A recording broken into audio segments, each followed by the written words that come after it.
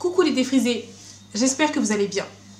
Alors, pour tous ceux et celles qui tombent sur ma chaîne pour la première fois aujourd'hui, je m'appelle Sandra Cerise. Ma chaîne parle essentiellement de beauté, de soins de la peau, des cheveux, plus particulièrement les cheveux défrisés, mais je fais aussi un petit peu les cheveux crépus, et tout ce qui touche un petit peu dans l'univers de la beauté. Cette vidéo d'aujourd'hui n'aura rien à voir avec la beauté, puisque je vais vous parler, comme vous l'avez pu le voir dans le titre, du handicap de mon fils. Première partie, je vais vous dire ce que c'est comme handicap et vous expliquer en gros ce que c'est.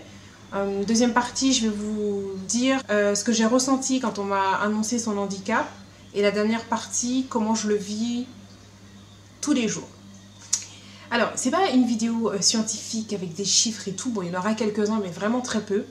En fait, je fais cette vidéo-là parce que je me dis que c'est cette vidéo-là que j'aurais aimé avoir lorsqu'on m'a annoncé ça, lorsque je cherchais des informations. C'est parti, on commence. J'ai 3 enfants. Mon fils qui est porteur de handicap, c'est l'aîné, le plus grand, qui vient d'avoir 17 ans là, il y a quelques jours. Alors, en fait, le handicap de mon fils en question, c'est qu'il est autiste. L'autisme, qu'est-ce que c'est? Je vais essayer de vous expliquer ça rapidement de la manière dont moi, j'aurais aimé qu'on me l'explique. D'accord? Alors, l'autisme apparaît au début de sa vie. Ça, c'est important. Ça peut paraître bête, hein, mais moi, je sais que je me posais la question, est-ce qu'on peut être bien et puis d'un coup, on devient autiste? Genre comme quand tu attrapes la grippe ou d'autres maladies, le sida ou je ne sais pas. Est-ce que c'est un truc qui s'attrape comme ça? Non, ça apparaît au début de la vie. L'autisme touche beaucoup plus de filles que de garçons. L'autisme n'est pas contagieux, ce n'est pas un microbe, c'est un trouble du comportement. Ça ne se guérit pas et ça ne se voit pas. Quand je dis que ça ne se guérit pas, c'est qu'il n'y a pas de vaccin ou de traitement, même court ou long terme. Tu es né autiste, tu vas rester autiste toute ta vie. D'accord ? Ça ne se voit pas, c'est-à-dire qu'il n'y a pas de faciès comme certaines maladies, la trisomie 21 ou des choses comme ça ne se voit pas. Alors l'autisme, qu'est-ce que c'est? En fait, c'est un trouble du comportement, c'est-à-dire que c'est le cerveau de l'autiste qui fonctionne différemment d'une autre. Il ne fonctionne pas moins bien, ni mieux, juste différemment. Ils ont des problèmes dans la communication, dans la socialisation et aussi dans le comportement. Alors, pour imager tout ça, c'est comme si on se prenait, toi là qui regarde ma vidéo, on te prend et puis je te mets par exemple dans un autre pays, au Japon par exemple, où là-bas ils ont des coutumes, des mœurs différents, enfin leur mode de vie est complètement différent de la nôtre. Je te prends là comme ça aujourd'hui, je te mets là-bas et tu te débrouilles. Alors déjà tu parles pas leur langue, tu connais pas leurs coutumes, etc. Donc ce que tu vas faire va leur paraître bizarre, étrange, ils vont te répéter les choses 10 000 fois, certains même vont s'énerver, etc. Ils vont même te trouver un peu bizarre parce que tu n'agis pas comme eux, ou alors tu fais par imitation, tu regardes quelqu'un, tu essaies de faire la même chose, mais là tu parais encore plus bizarre. Bref, un autiste c'est ça en fait. Ça ne veut pas dire pour autant que tu n'es pas intelligent, hein. Pas parce que je t'ai mis ailleurs que subitement tu n'es pas intelligent. Tu es intelligent mais tu ne fonctionnes pas comme eux, donc tu essayes de t'adapter, mais c'est compliqué. Alors ce qu'il faut savoir, c'est que beaucoup d'autistes ne parlent pas du tout, et comme les enfants, ils peuvent se mettre en colère quand ils ne comprennent pas, quand ils n'arrivent pas à se faire comprendre. C'est là où ils vont piquer des crises. De manière générale, un autiste ne te regarde pas lorsque tu lui parles.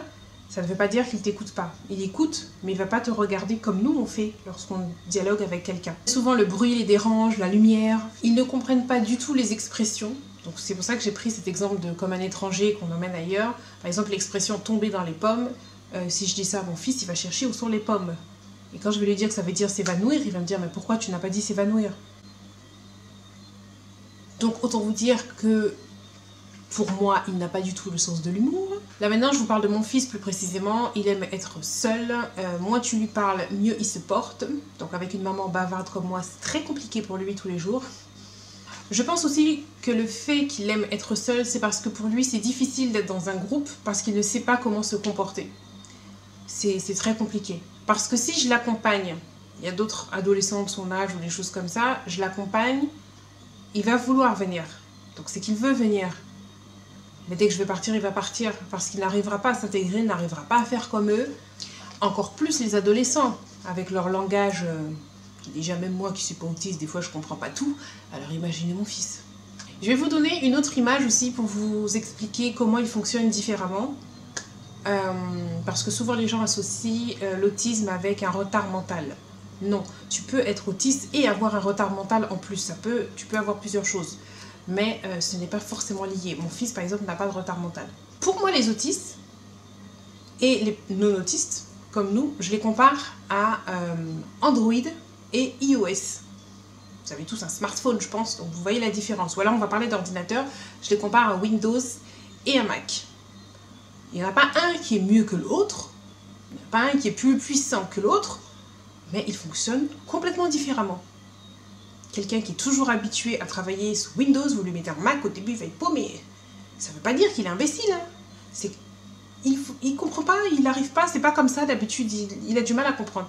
Et inversement, c'est la même chose pour moi pour les autistes, c'est comme ça que je les compare. Voilà, donc je pense qu'en gros je vous ai expliqué ce que c'était que l'autisme. C'est pas quelque chose de contagieux, c'est pas quelque chose qui se voit, enfin je vous ai tout dit, c'est vraiment un problème de comportement. C'est pas un retard mental, c'est vraiment un comportement, j'insiste bien. Ils ne se comportent pas comme nous, ils ne voient pas les choses comme nous, ils ne comprennent pas les choses comme nous. Maintenant, je vais vous dire ce que moi j'ai ressenti lorsque j'ai su que mon fils était autiste. Alors, honnêtement, depuis tout petit, je sais pas, il avait à peine quelques jours, je sentais que quelque chose n'allait pas. Donc déjà, dès le départ, moi j'ai senti qu'il y avait un truc. Maintenant, je savais pas que c'était l'autiste, hein. J'ai juste senti que c'était pas normal. Par exemple, je voyais à la télé, quand les mamans donnaient le sein à leur petit, le petit qui les regarde dans les yeux, il y avait ce contact, cette main serrée qui tenait le doigt de la maman, enfin, il y avait des choses que moi je n'avais pas. Il prenait le sein, mais ses yeux étaient fermés, mais fort, comme si vraiment il voulait pas me voir, c'était... plein de choses comme ça, et puis quand il avait sa main comme ça, comme tous les bébés, et que vous mettiez votre doigt, au lieu qu'il la grippe, comme tous les bébés le font généralement, ben lui c'est là qu'il ouvrait sa main. Jusqu'à ce que tu enlèves ton doigt, il refermait. Dès que tu mettais ton doigt, il l'ouvrait. Vous savez, comme les plantes, là, les Manzelle Marie, là, quand tu touches, qui se ferment, et voilà. C'était compliqué, donc il y avait des petites choses comme ça qui m'ont fait voir que ça n'allait pas. Il avait même pas une semaine. Mais quand j'en parlais autour de moi, on me prenait un peu pour une dingue. Je ne vais pas vous mentir, on me disait, mais l'enfant n'a rien, y compris son papa, qui à l'époque était mon mari, me disait, mais l'enfant n'a rien, c'est toi qui cherches tes problèmes, tu veux qu'il ait quelque chose. Je suis même retournée à la maternité pour leur dire qu'il y a un souci, il y a quelque chose qui ne va pas avec l'enfant. Et bon, j'avais fait ça sous le ton de l'humour un peu, parce que je pense que je ne savais pas comment le présenter, parce que le gars m'a dit, mais en gros, pourquoi vous venez nous voir nous? Et moi, je lui dis, bah, parce que c'est ici que je l'ai eu, quoi. Je sais pas. Une espèce de service après-vente. Je sais pas. Je l'ai eu ici. Il y a un problème, je le ramène. Parce que je savais pas où m'adresser, en fait. Et puis, on a commencé à me balader. PMI, machin. Enfin, plein d'endroits qui me baladaient chacun. Et puis, pour eux, l'enfant n'avait strictement rien. Bon, donc, au bout d'un moment, j'ai laissé tomber. Jusqu'à ce qu'il rentre en maternelle, où là, c'est sa prof qui a vu que quelque chose n'allait pas. Mais elle non plus n'a pas mis le doigt dessus. Elle pensait en fait qu'il était sourd parce qu'elle me disait que quand elle l'appelait, il ne venait pas. Quand ça sonnait pour dire la fin de la récréation, il continuait de courir dans la cour. Enfin, plein de petites choses comme ça. Donc, c'est là où on a commencé à m'envoyer faire des tests. D'abord, vérifier son ouïe. Tout était parfait, il entendait très bien. Il entendait même plus que bien. Parce que c'est là que j'ai appris qu'on pouvait avoir plus que 10 sur 10. Mais le pédiatre m'avait dit que ça arrivait souvent avec des enfants qui ont plus que 10 sur 10. Donc c'est là où on a commencé à chercher, à regarder ce qu'il avait, on m'envoyait faire plein d'examens. Je vous passe tout ça parce que c'était très long, ça a duré des années. Si quelqu'un veut plus d'informations, qu'il n'hésite pas à me contacter, je vais vous expliquer ce qui a été fait pour pouvoir avoir ce diagnostic. Je vais arriver directement à l'étape où on m'a dit, ça y est, madame, votre fils, il a un handicap, il est autiste. Quand on m'a dit ça, moi j'ai tout de suite pensé à Rain Man parce que c'était sorti il y avait peu de temps. Et je regarde mon fils et je me dis mais non, mais ça n'a rien à voir avec Rain Man. Le gars qui se balançait, qui était vraiment très très atteint. Et même en cherchant sur internet, je voyais pas, les autistes que je voyais c'était des autistes qui étaient très atteints. Donc pour moi ça n'avait rien à voir avec mon fils. Bon, bref, on passe tout ça. Je vais vous imaginer tout ça pour que vous puissiez comprendre ce que j'ai ressenti. Donc, comme je vous ai dit, c'est mon aîné. Donc, quand vous voulez avoir des enfants, vous imaginez des choses par rapport à ce que vous avez vu à la télé, par rapport à votre entourage qui ont déjà eu des enfants, ce que vous avez vu des autres. Donc, vous essayez de vous projeter par rapport à ça. Donc, ça fait un peu comme si vous vous dites, on va partir en vacances à Miami. je ne suis jamais allée à Miami. Mais par rapport à ce que j'ai vu à la télé, etc., donc je vais me projeter. Les palmiers, le soleil, la décapotable, les magasins, tout qui est un petit peu luxueux, etc. Donc je vais imaginer tout ça. Donc l'excitation, tu es content, tu t'imagines, tu vas acheter tes petits vêtements pour assurer tes vacances et tout. Donc c'était un peu ça. Donc ça, je le compare à la période où je suis tombée enceinte, où on m'a dit ça y est, t'es enceinte, machin. Donc tu te projettes, tu te vois avec ton enfant, jouer au ballon, ou si c'est une fille, jouer à la poupée, enfin bon bref, tu te projettes. Comme je pense le font tous les parents. Donc pour moi c'était ça, l'excitation, etc. Et quand on m'a annoncé son handicap, ça m'a fait un peu comme si, au moment où je suis à l'aéroport, que je vais pour monter dans l'avion pour aller à Miami, qu'on me dit non mais en fait cet avion-là il va pas à Miami, il va en Normandie. Bon, Dieu Seigneur. Premier truc, au début tu n'arrives pas à y croire. Après finalement tu te dis bon c'est bien ça. Et après tu commences à regarder autour de toi dans l'aéroport et tu te dis toute cette personne qui est dans l'aéroport, il a fallu que ça tombe sur moi. Il a fallu que ce soit moi qu'on me dise que moi je vais en Normandie alors que ces gens-là ils vont à Miami. Il y a des gens là, je suis sûre qu'ils ne voulaient même pas partir en vacances, ils vont à Miami. Moi qui voulais vraiment y aller, tu veux m'envoyer en Normandie? Il y a des gens là, ils ne parlent même pas deux mots anglais, ils vont à Miami. Moi qui suis bilingue, je vais en Normandie. Tu comprends ce que je veux dire? En fait, j'étais dans la période à me dire pourquoi moi? C'est pas normal. Qu'est-ce que j'ai fait? Pourquoi moi? Tout ça demande qu'il y a. Pourquoi moi? Même si, quand je suis montée dans l'avion, je me suis rendu compte que j'étais pas seule là dans l'avion. Il y avait beaucoup de monde aussi qui allait en Normandie qui, comme moi, n'était pas spécialement content. Mais ça m'intéressait pas. Ça m'intéressait pas. Donc, au départ, j'étais en colère. Après, j'étais très triste. À un moment, j'ai pleuré beaucoup. Après, j'ai eu peur aussi. Peur, de ne pas arriver. De ne pas arriver à l'éduquer. De ne pas arriver à m'en occuper. Je connaissais rien. Peur aussi pour lui. Je me disais, mais comment va être son avenir? Déjà, quand tu n'as pas d'handicap, c'est difficile, c'est délicat. Mais en plus, quand tu pars avec un handicap, franchement, c'est difficile. Quel parent peut accepter que son enfant part désavantagé dans la vie? Dès le départ. Donc voilà, vous voyez à peu près comment je me suis sentie, comment je l'ai pris. Maintenant, je vais vous dire comment je vis ça tous les jours. Honnêtement, je ne vais pas vous mentir. Je ne vais pas vous dire que si j'avais le choix... j'aurais voulu qu'il soit autiste, j'aurais voulu la même vie que tout. C'est pas vrai, je vais pas vous dire ça. Il y a des parents qui le disent. Moi, non. Si j'avais le choix, j'aurais voulu que mon fils soit en pleine santé, qu'il n'ait rien. Maintenant, ce n'est pas le cas. Donc, comme j'ai atterri en Normandie, j'apprécie le paysage de la Normandie. Je me rends compte qu'il y a de belles plages, je me rends compte que les plats locaux sont bons, etc. Enfin bref, j'apprécie là où je suis. Disons en gros, je fais avec et je vois le bon côté de là où je suis. Et je ne vais pas rester éternellement à pleurer sur Miami, c'est pas la peine. Je n'y suis pas, je suis en Normandie. Maintenant, regardons ce qu'il y a en Normandie, comment ça se passe, comment je peux profiter de mes vacances. Voilà en gros comment c'est. Le point positif qu'il y a avec mon fils Malcolm, je commence par le positif parce que les négatifs, il y en a beaucoup. Le point positif qu'il y a avec mon fils Malcolm, c'est qu'il m'oblige à me dépasser tout le temps, tout le temps, tout le temps. Avec lui aussi, je vois la vie autrement. Avant, je me rends compte que je m'apitoyais sur mon sort pour le moindre petit bobo. Maintenant, c'est fini ça. Vraiment, il m'apprend à relativiser. Voilà, c'est ça. Il m'apprend à relativiser.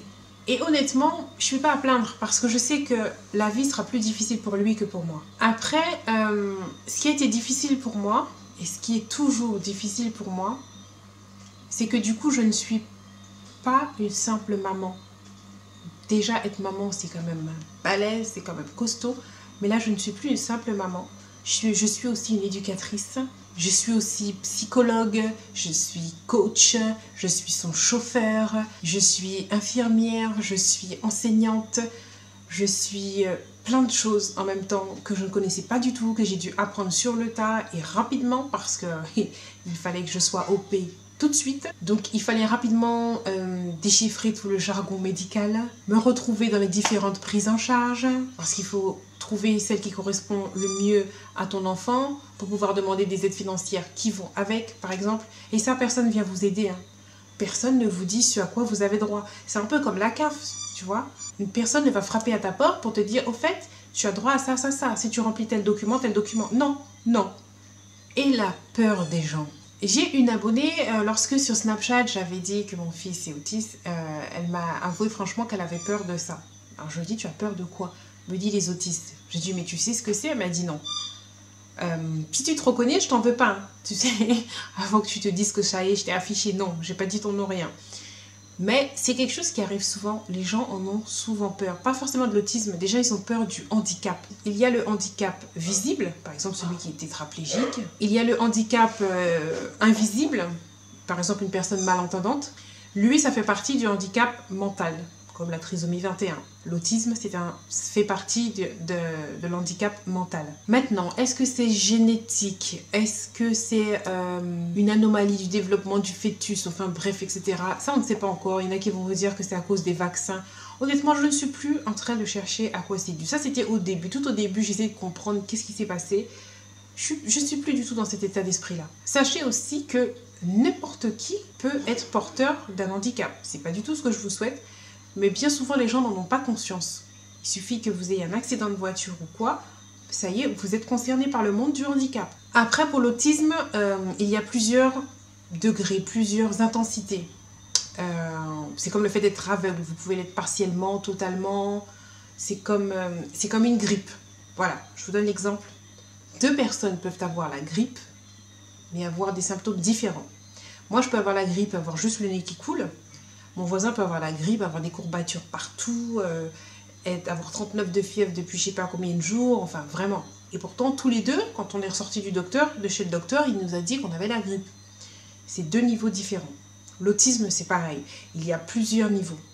Il y a ceux qui sont légers, il y a ceux qui sont profonds, enfin on va dire très atteints, enfin il y a plusieurs niveaux. Et honnêtement, chaque autiste est unique et différent. Il n'y a pas 2 autistes pareils. Mais une chose qui vraiment regroupe l'autisme, qui vous montre vraiment que cette personne est autiste, c'est son problème de comportement. En tout cas, pour moi, c'est le parcours du combattant. Il faut être endurant parce que c'est pas quelque chose qui va durer quelques semaines, quelques mois ou quelques années. C'est tout le temps. Donc, il faut avoir de l'endurance. Il y a des moments où vous êtes bien, vous avez la pêche pour vous lancer dans des papiers, pour aller râler parce que vous n'avez pas eu telle ou telle information. Vous êtes vraiment d'attaque pour vous battre parce qu'à l'école, on a refusé de prendre votre enfant. Vous dites demain, je vais y aller.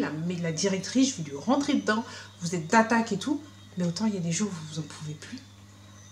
Vous vous retenez de pleurer, vous en avez marre parce que personne ne vous aide. Personne. Même soi-disant la MDPH, qui est la maison départementale pour les handicapés, ne vous aide pas.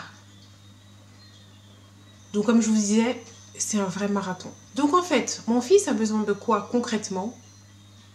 Comparé par exemple à un enfant non autiste, par exemple à sa sœur Maëlys. Malcolm a besoin de routines prévisibles au quotidien. Il faut qu'il ait un emploi du temps où tout est écrit. Tout. Quelle heure il se lève? Qu'est-ce qu'il fait après qu'il se soit levé? On brosse les dents. On se coiffe. Je sais pas, on passe de la crème. Enfin, tout est écrit. Tout est écrit. Sinon, il oublie. Il ne le fait pas. Si jamais il y a un changement, que son besoin n'est pas respecté ou alors qu'il y a un changement, il se contrarie et c'est là où il fait des crises. Quand il était plus petit, alors mon fils, moi, il fait de l'automutilation. Quand il était plus petit, il se cognait la tête contre les murs. Là maintenant, il casse des objets, donc régulièrement c'est des lunettes. Je vous mets une photo de sa paire de lunettes qu'il m'a cassée la dernière, c'était quoi, il y a 2 semaines. Enfin, il casse des choses, il se blesse, il cherche à se faire saigner. En fait, pour lui, c'est un appel au secours, comme s'il te disait « Maman, aide-moi, je suis pas bien, je comprends pas ce qui se passe. » Ou alors, j'y arrive pas. Donc, des fois, j'arrive à l'apaiser, la plupart du temps, heureusement, Dieu merci. Mais je vous avouerai honnêtement que des fois, non, parce que des fois, moi-même, je suis fatiguée, je suis épuisée. Ça demande en fait une adaptation constante. Tout le temps, entre ses sœurs, mon époux, moi, mes activités, mes amis, des projets personnels. Bref, c'est vraiment difficile pour moi de trouver du temps pour moi. Et c'est là où YouTube m'aide énormément parce que je sais que ce temps-là, c'est pour moi. J'ai besoin de faire le plein, j'ai besoin de me ressourcer, sinon je sens que je vais faire un burn-out. Il y a des moments, je suis à bout, c'est hallucinant. J'en peux plus. Devant lui, comme on dit, je tiens bonne figure, je suis bien. Mais quand je ferme la porte de ma chambre, j'ai les yeux pleins d'eau, j'en peux plus. Une chose aussi qu'il faut savoir, la plupart des parents d'enfants porteurs de handicap sont séparés. Ça, c'est le statistique est énorme, je ne me rappelle plus, mais ça doit être genre 95% des cas ou un truc comme ça, c'est énorme. Je n'ai pas échappé à la règle. Je ne suis plus avec le père de Malcolm, donc qui a le même père que Maëlys. On a divorcé il y a bien longtemps. Quand vous avez déjà des petits soucis de couple, comme tout le monde peut avoir, mais qu'en plus se rajoute le handicap d'un enfant, ou bien le décès d'un enfant, en général, le couple éclate. C'est ce qui nous est arrivé aussi. Et c'est compliqué d'élever un enfant qui a un handicap seul. Honnêtement, c'était les pires années de ma vie. Les pires années de ma vie jusqu'à ce que je rencontre mon époux. Mais avant, c'était les pires années de ma vie. Honnêtement. Je ne sais même pas comment je peux vous décrire ça. Franchement. Donc c'est peut-être pour ça aussi que certaines personnes me trouvent un petit peu catégorique, un petit peu franc, un petit peu direct. C'est parce que mon fils m'a appris beaucoup. Et dans tout ce qu'il m'a appris, il y a ça aussi. Je fais en sorte d'être bien entourée. Si je sens qu'une personne me tire vers le bas ou est nuisible ou ne m'apporte rien vraiment de concret, je préfère m'éloigner de cette personne. J'ai pas besoin. Il m'a aussi appris à sourire tout le temps, à être toujours de bonne humeur comme vous me voyez, parce que je relativise en fait. Quel que soit ce qui m'arrive, il m'aide à relativiser vraiment. Et honnêtement, c'est une clé importante pour être heureuse. Et ça, c'est depuis qu'il est là que j'ai connu ça. Avant, non, parce que je disais toujours que pour être heureuse, il me faut quelque chose, enfin bref. Ça, je reviendrai là-dessus sur une autre vidéo. Là, je voulais vraiment rester sur mon fils. Donc, pour vous dire que le quotidien, tous les jours, c'est très difficile, c'est très compliqué dans le sens où il a une certaine façon de penser. Une fois qu'on connaît, ça va, on rentre dedans, mais il faut éviter que ça change. Il faut éviter qu'il y ait trop de changements. C'est très compliqué pour lui. Sinon, son avenir est incertain. Ça, depuis que j'ai eu le diagnostic, je me bats constamment. J'ai dû me battre pour qu'il soit à l'école, malgré le fait que l'école soit obligatoire. J'ai plusieurs écoles qui m'ont fermé la porte au nez. Je connais aussi d'autres parents où leurs enfants ne sont pas scolarisés. C'est très compliqué. C'est très compliqué. Et en même temps, comme j'aime le dire, pour moi, mon fils Malcolm, c'est un filtre à con. Ouais, j'ai bien dit un filtre à con. Parce que du coup, les personnes qui sont connes, excusez-moi de le dire, tout de suite, elles veulent pas rester parce que, oulala, mais c'est compliqué. Même les gars, hein, quand j'étais célibataire et tout, dès qu'ils apprennent que t'as un enfant handicapé, oulala, maman, ouh, ça c'est chaud, ça va être chaud. Tout de suite, ça te montre que ce gars-là, c'est pas la peine. Pareil pour les amis. Ça te montre beaucoup. Ce qui fait que j'ai très peu d'amis, vraiment. Mais celles que j'ai, c'est... maman. Tu vois? Ah ouais, c'est le top. Donc si vous avez des questions, n'hésitez pas en commentaire. J'espère que j'ai répondu à tout. J'essaie de faire le tour assez largement parce que je voulais pas non plus que la vidéo dure 1 heure. Si vous le souhaitez, je pourrais rentrer dans d'autres détails avec vous dans une autre vidéo. Et puis pourquoi pas vous le montrer et puis qu'il puisse vous parler pour que vous puissiez voir comment il est. Ceux qui me suivent sur Snapchat l'ont déjà vu, entendu parler, etc. Donc voilà, mon fils parle. Sinon, il faut se battre tout le temps. Je suis constamment désavantagée. Constamment. Pour le mettre à l'école, que je vous ai dit, il faut que je me batte. Et en plus que je paye. Parce que là, comme je vous ai dit, il est à Marie-Galante. Je paye 450 € par mois. Enfin bon, c'est compliqué. C'est vraiment très compliqué. Et ne pensez pas que les gens vous aident. Hein. Les gens ne vous aident pas. Vous êtes vraiment toute seule. Il était au collège aux Abîmes, à Alexandre Isaac. Il a eu son CFG. Donc, c'est pas le brevet quand tu as un handicap. C'est pas le brevet des collèges que tu passes, c'est le CFG. Donc, il l'a eu. Mon fils n'a pas de déficience intellectuelle. Mais le fait que vous prenez un enfant, vous prenez 2 enfants, d'accord? Il y en a un que vous scolarisez normalement et l'autre, vous scolarisez un jour sur 2 ou bien uniquement le matin. Vous allez voir que lui, il aura du retard. Hein. Et pourtant, il n'a pas de déficience intellectuelle. Mais tu ne le prends pas à l'école. Comment tu veux qu'il évolue? Ben, c'est ce qui se passe avec mon fils. Plus les années passent et plus il a un écart par rapport à ceux de son âge puisque les écoles ne veulent pas de lui. Donc son avenir, j'ai un gros point d'interrogation parce que... Est-ce qu'il va travailler? Je ne pense pas. Voilà pourquoi la plupart des personnes qui sont porteurs de handicap sont chez eux à toucher la MDPH. Ce qu'on appelait avant la cotorep, à rester chez eux à ne rien faire. C'est pas parce qu'ils veulent rien faire, honnêtement, c'est parce que y a rien pour eux. Et encore pire en France. La France est très en retard à ce niveau-là. Bon, j'espère que ma vidéo ne vous aura pas assommé. Je vous ai dit tout ce que j'avais à vous dire. Dites-moi si vous avez compris ce qu'est l'autisme maintenant. Est-ce que ça vous fait un petit peu moins peur? Si vous avez des questions, n'hésitez pas. Et puis, si vous avez des paroles encourageantes aussi, n'hésitez pas. Ça me fera du bien de les lire. Moi, je vous fais de gros bisous. Je vous dis à la prochaine vidéo. Et puis, en tout cas, je voulais vous remercier vraiment d'être là parce que vous m'apportez énormément. Vous ne vous en rendez pas compte. Je sais que vous vous en rendez pas compte. Vous regardez juste une vidéo, vous cliquez sur un j'aime et puis bon, c'est tout. Vous fermez l'ordinateur, vous reprenez votre petite vie. Mais moi, ça m'apporte énormément. Ce petit passage-là, c'est comme si vous avez un ciel sombre. Vous savez, comme quand il va pleuvoir, qui s'obscurcit, avec des petits éclairs de temps en temps qui arrivent. Et vous êtes ce petit coin de nuages bleus par là. Que quand je suis là-bas, il fait beau. Quand j'allume ma caméra et que je vous parle, mais tout va bien. Quand je pense à vous, mais tout va bien. C'est magique. Alors, je vous remercie vraiment d'être là. Et puis, j'ai hâte de voir vos commentaires. Et si vous souhaitez que je vous en parle plus profondément, si vous voulez l'entendre parler ou autre, n'hésitez pas, il n'y a pas de souci, je vais le faire. D'accord? Je vous fais de gros bisous. Je vous dis à bientôt et ne changez pas. Restez comme ça.